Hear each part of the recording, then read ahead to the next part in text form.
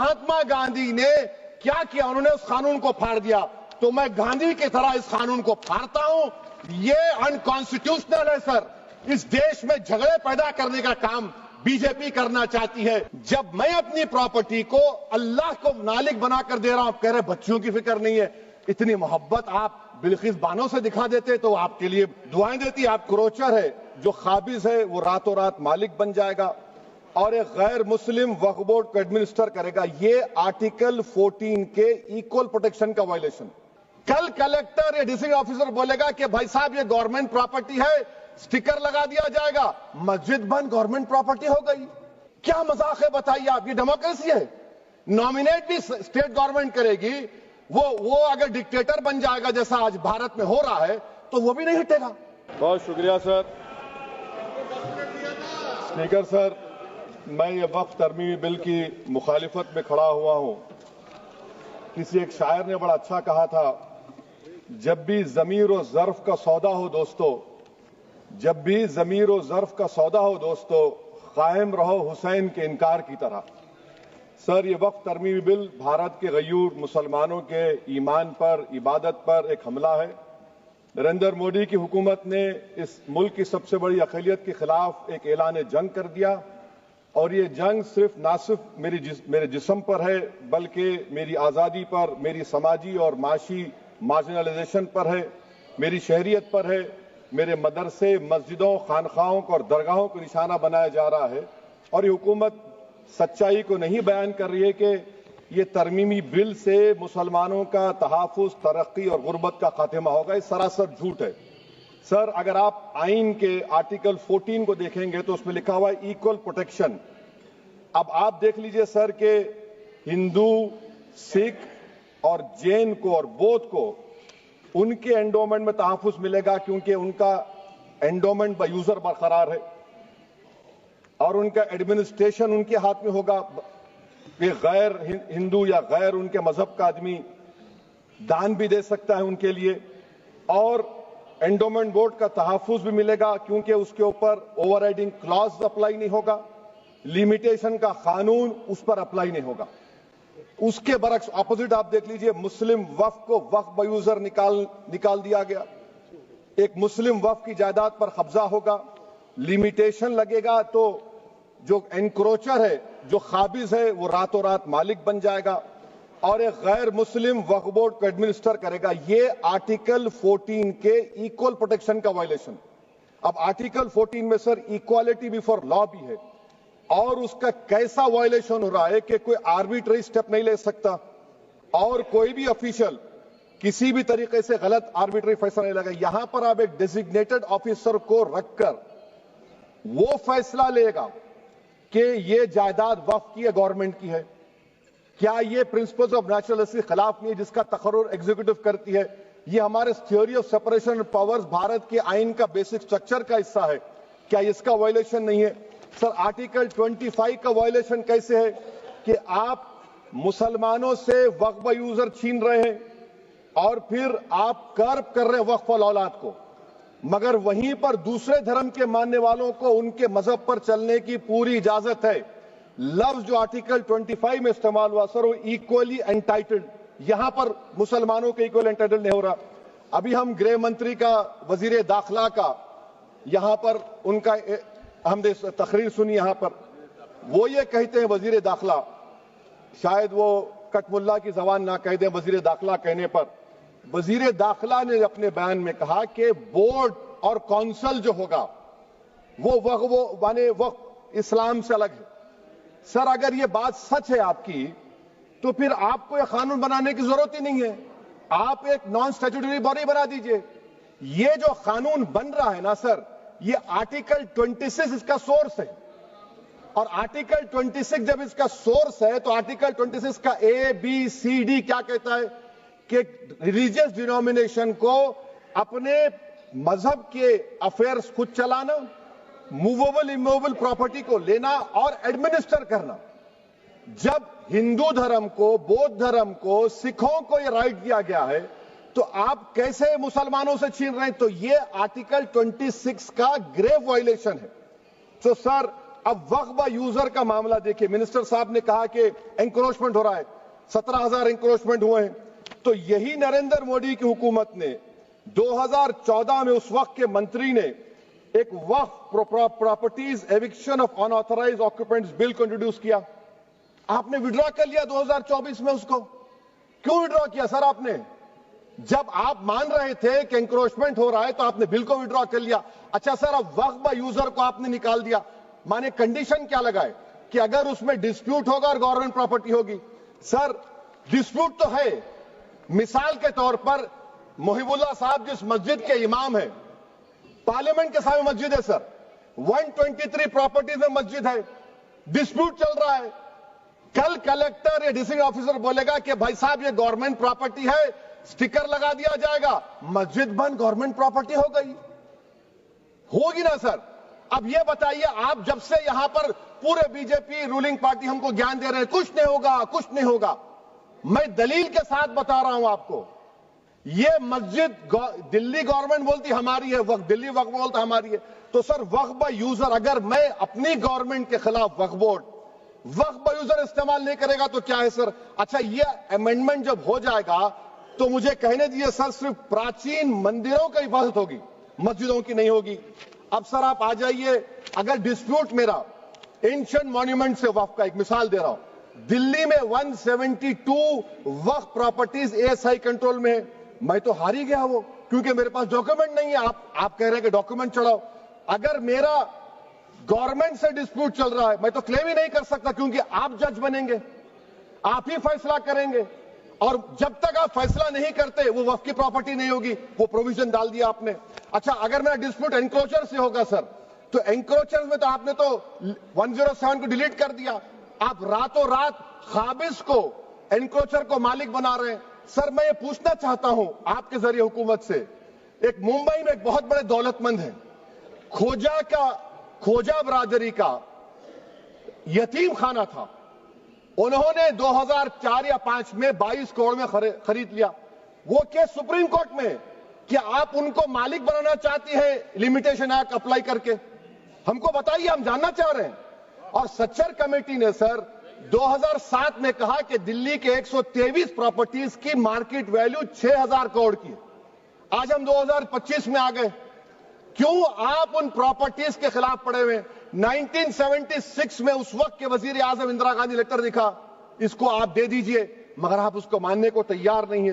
तो सर और एक जो झूठ फैलाया जा रहा है, management empowerment efficient development. Sir this bill takes any management from the hands of Muslims, disempowers the waqf in comparison to any other stakeholder, takes away the efficiency of administration and hampers development. Waqf disempowerment in the name of efficiency, inefficiency is being created. The progress of development from pre-independence till today is sought to be destroyed. Sir अभी हमारे home minister साहब ने फजल पुकाया case का जिक्र किया। Sir मैं आपसे गुजारिश करूंगा कि होम मिनिस्टर जरा अच्छे लोगों को रखकर इंफॉर्मेशन ले। फजल पुकाया का ऑबिटर क्या है? इट इज ऑबिटर, वो रेशो डेसेंडेंटाई नहीं है जो आपने कहा है। अच्छा सर, शेड्यूल ट्राइब के बारे में कहा, क्या शेड्यूल ट्राइब में मुसलमान नहीं होते? शेड्यूल कास्ट में नहीं होता मुसलमान, शेड्यूल ट्राइब में मुसलमान होता। तो क्या आर्टिकल 25 मेरा चला गया, आर्टिकल 26 चला गया, आर्टिकल 14 चला गया, 15 चला गया, 29 चला गया? लक्षद्वीप का एक मुसलमान एमपी है, क्या उसको राइट नहीं है क्योंकि ट्राइबल है? क्या कह रहे हैं आप? इस ऐवान को क्यों गुमराह कर रहे हैं आप शेड्यूल ट्राइब के नाम पर? सर और एक चीज जो आपको बता रहा हूं सर, अब आप जब आर्टिकल 26 से मेरा सोर्स है, तो आप सेंट्रल वक्फ काउंसिल में 22 में से 10-11 आप नॉन मुस्लिम को बना सकते हैं। रिलीजन न्यूट्रल आपने कह दिया, और आप बनाएंगे, क्यों बनाएंगे आप? स्टेट वक्फ बोर्ड में 7 नॉन मुस्लिम होंगे और 4 मुसलमान। क्यों होंगे? क्योंकि आप लॉ में 95 में डायरेक्ट मैनेजमेंट में ले सकते हैं 5 साल के लिए। आप वक्फ यूजर को आप कलेक्टर डिस्ट्रिक्ट ऑफिसर बोलेगा ये वक्फ की प्रॉपर्टी नहीं है, तो वो वक्फ बोर्ड खामोश बैठ जाएगा, कुछ एक्शन ही नहीं लेगा, क्योंकि वो आपके प्यादे हैं। अच्छा, जब आप नॉमिनेट करेंगे सर मैं मोदी गवर्नमेंट के खिलाफ नो कॉन्फिडेंस ला सकता हूं, मगर वक्फ बोर्ड का चेयरमैन जो नॉमिनेट होगा उसके खिलाफ नो कॉन्फिडेंस नहीं ला सकते, हम बिल्कुल नहीं ला सकते। क्या मजाक है बताइए आप? ये डेमोक्रेसी है।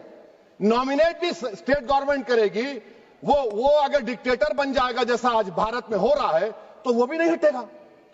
कम से कम यहां पर तो इलेक्शन है, वहां पर तो आप 5 साल झेलते रहो उसको। अच्छा सर, अब ये जो क्लॉज 11 और क्लॉज 9 आप 16AA से देखिए, where the qualification of the members of the board has been limited only to 3 categories contained in 14(1)(c). Intention is very clear that the majority is to be packed with non-Muslims. So who will defend my interests, sir? If I cannot depend on the state work board, central work council, which are going to comprise non-Muslims, this in itself is a clear violation of Article 26, 14 and 15, sir. अच्छा sir, CO पहले 95 act में था कि word मुस्लिम, आपने गायब कर दिया उसको। अरे आखिर क्यों इतनी नफरत है आपके लफ्ज मुसलमान से? अच्छा फिर क्या कह रहे हैं आप कि ये भी आर्टिकल 26 का वायलेशन है। सब जितने हिंदू धर्म के प्रॉपर्टीज है, सिख धर्म के, बौद्ध के हैं और आपके जैन के, वहां पर उन्हीं के मजहब का ऑफिसर होगा। और कहां पर नहीं होगा? वक्फ बोर्ड में। वक्फ board is a pure religious institution, इसको समझने की जरूरत है। तो आप ये कर दे रहे हैं सर। अच्छा सर, आप देखिए, अब आप आ जाइए ये ट्राइब्यूनल पर। मुझे समझ में नहीं आया सर कि हमारे होम मिनिस्टर वजीर दाखिला ने क्या कह दिया कि 2013 का जो कानून है वो नहीं बनता तो हम नहीं लेके आते। मैं बड़े अदब के साथ उनसे पूछना चाह रहा हूं कि क्या उस वक्त राजनाथ सिंह साहब, अडवाणी साहब, हमारी लेट सुषमा स्वराज, ये बड़े बड़े नेता यहां बैठे थे? आपने यूनानिमस उस कानून को पास करवा दिया। कीर्ति आजाद थे उस वक्त, अब यहां बैठे हैं वो टीएमसी में। तो क्या आप गलत थे या वो गलत थे? हमको बता दीजिए, आप बता दीजिए। क्योंकि अगर अडवाणी आपके लिए बहुत बड़ा नेता है, मेरे लिए नहीं हो सकते, आपके लिए आपने पद्मश्री दिया उनको। मोहतरमा सुषमा स्वराज की जबरदस्त तकारीर का मैं कायल हूं, वो बैठकर उस 2013 को यूनानिमस पास कर दिए। मुझे कंफ्यूजन है कि क्या अमित शाह, नरेंद्र मोदी बड़े हैं या अडवाणी बड़े हैं? आपके लिए आप तय कर लीजिए। अच्छा सर, आपके tribunal sir, railway Clements tribunal, NGT tribunal, income tax, वैसे 14-15 ट्राइब्यूनल, हिंदू एंडोमेंट का ट्राइब्यूनल, सबका अपील नहीं होती, रिव्यू होता है। गृह मंत्री सरकार कह रही है कि नहीं, रोक दिए, रोक लगा। कैसे रोक लगाते हैं? रिव्यू और अपील में तो फर्क होता है ना सर। आप ही कह रहे हैं कि पूरे कोर्ट्स में बैकलॉग है और आप अपील कर रहे हैं। अच्छा सर, रिटायर्ड डिस्ट्रिक्ट जज 95 में सिटिंग डिस्ट्रिक्ट जज था, जो एडमिनिस्ट्रेटिव कंट्रोल था सीजीआई साहब, उसको निकाल दिए। अच्छा सर, अब आप अभी हमारे मंत्री साहब ने कहा trust, sir Shri Sai Baba trust 2004, वो ये कहता है जो ऑफिसर उसमें काम करता है उसको साई बाबा का डिवोटी होने चाहिए और उसको डिक्लेरेशन लिख के देना पड़ेगा। यहां पर हो रहा तो यहां पर क्यों नहीं हो रहा? अच्छा सर, आप फिर देख लीजिए, ये आपका हो गया सर। हां, अब अमित शाह साहब ने सेक्शन 2A के बारे में कहा और उन्होंने इस बात का इकरार कर लिया कि दाऊदी बोहरा के लिए यह बनाया गया है। मगर मैं आपके जरिए से गवर्नमेंट से पूछना चाह रहा हूं, आपने तो उस प्रोवाइजो में दाऊदी बोहरा का नाम ही नहीं लिखा। आपने उनको भी थैंक यू कर दिया, उनका नाम क्यों नहीं लिखा आपने? और सर, और गवर्नमेंट क्या कर रही है? आप मुस्लिम समाज में जो बेकार किस्म के लोग हैं उनको एक रास्ता बना रहे हैं, एग्जिट दिखा रहे हैं कि तुम्हें वक्त से बचना है तो तुम्हें ट्रस्ट बना लो। ये क्या कर रहे हैं सर आप? कम से कम उन दाऊदी बोहरा को आप दे देते। अच्छा sir, clause 3V section 36 clause 18 देख लीजिए। Oral appointment has sought to be discontinued even though it is recognized practice in Islam. Muslim personal law is recognized oral work and 1937 Shariat Application Act. Sir, आप clause 3(9) पर आ जाइए। 5 साल के लिए मुसलमान। मैं किरण रिजिजू से पूछना चाहता हूं, सर दाढ़ी रखे तो मुसलमान प्रैक्टिसिंग है या क्लीन शेव आपकी तरह है? तो बताइए हमको, प्रैक्टिसिंग क्या होगा? अच्छा, किसी को पकड़ के मॉब लिंच कर दिया और बोले कि JSR का नारा लगाया, और वो JSR का नारा लगाया तो क्या मुसलमान रहेगा? नहीं रहेगा। या फिर देश के प्रधानमंत्री ने कहा था कपड़े देखकर पहचानो, तो क्या कपड़े देखकर आप कह देंगे? अच्छा, अगर कोई क्रिश्चियन हिंदू धर्म कबूल करता है तो क्या वो मंदिर को दे सकता प्रॉपर्टी? फिर भारत के संविधान में आर्टिकल 300 क्यों है सर? राइट टू इक्वालिटी क्यों है? फ्रीडम ऑफ रिलीजन क्यों है? 5 साल कहां से लाएंगे? अच्छा सर, और एक चीज सर, और एक चीज मैं आपको बोल के खत्म कर दूंगा सर। इस बिल में वक्फ औलाद का सर इसमें आप देखिए clause 432, the creation of waqf al-Allah shall not result in denial of inherent rights to heirs, including women heirs or the waqif or any other right of person. Sir, ये article 25 का violation है, शरीयत application act 37 का violation, article 300A का violation है। अच्छा, हिंदू धर्म में सेल्फ एक्वायर्ड प्रॉपर्टी को एक हिंदू, अब उसके फर्ज के 2 बच्चे हैं, वो एक को अपनी पूरी दौलत दे सकता है, कोई रोक टोक नहीं। वो कहेगा नहीं मैं घर के बच्चों को नहीं दूंगा, मोहल्ले के गरीब को दे दूंगा, वो भी कोई रोक टोक नहीं है। वहां पर आपको बच्चों की फिक्र नहीं है। जब मैं अपनी प्रॉपर्टी को अल्लाह को मालिक बनाकर दे रहा हूं, आप कह रहे बच्चों की फिक्र नहीं है। इतनी मोहब्बत आप बिल्किस बानो से दिखा देते तो आपके लिए दुआएं देती आपके लिए। तो सर, आप दूसरी बात आप देख लीजिए सर, आखिरी बात कहकर मैं अपनी बात को मुकम्मल कर रहा हूं सर। नहीं खैर, मैं मुकम्मल कर रहा हूं। स्पीकर साहब बहुत टाइम दे दिए। सर आप देखिए, इसमें अमित शाह साहब बोले कि इतनी प्रॉपर्टीज का कब्जा हुआ, चोरी हुई, ये हुआ। सर क्लास 2652A सेक्शन, अगर कोई प्रॉपर्टी बेचता है, 2 साल की सजा थी, आपने क्या कर दिया, उसको 6 महीने कर दिया। नॉन बेलेबल था, आपने बेलेबल कर दिया। सेक्शन 40 की बात करते हैं। सेक्शन 40 में सर हमको जो ज्वाइंट वर्किंग कमेटी का जो नोट्स दिए, उसमें मिनिस्ट्री ऑफ माइनॉरिटी अफेयर्स ने कहा कि 30 साल में 515 केसेस सेक्शन 40 के, और सिर्फ 8 लोग कोर्ट को गए। वक्फ यूजर का कानून तेलंगाना आंध्रा में है, सेक्शन 40 का कानून तमिलनाडु 63 है, आंध्र प्रदेश में 43 है।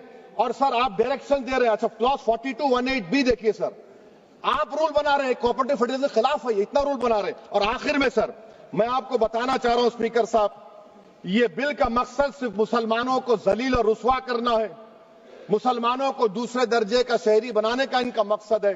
सर अगर आप हिस्ट्री को पढ़ेंगे तो महात्मा गांधी उस वक्त के व्हाइट अफ्रीका में, सफेद फार्म अफ्रीका के कानून को महात्मा गांधी ने कहा था कि ये मेरा कॉन्शियंस इसको मानता नहीं है, मैं इस कानून को कबूल नहीं करता हूं। तो महात्मा गांधी ने क्या किया, उन्होंने उस कानून को फाड़ दिया। तो मैं गांधी की तरह इस कानून को फाड़ता हूं। ये अनकॉन्स्टिट्यूशनल है सर। इस देश में झगड़े पैदा करने का काम बीजेपी करना चाहती है मस्जिद और मंदिर के नाम पर, इसीलिए मैं इसका कंडेम करता हूं। और मैं आपसे गुजारिश करता हूं कि मैंने अपने 10 अमेंडमेंट दी हैं, आप इसको कबूल करिए सर, मुझे बोलने का मौका दीजिए और उस पर डिवीजन का मैं डिमांड भी करूंगा। Thank you sir.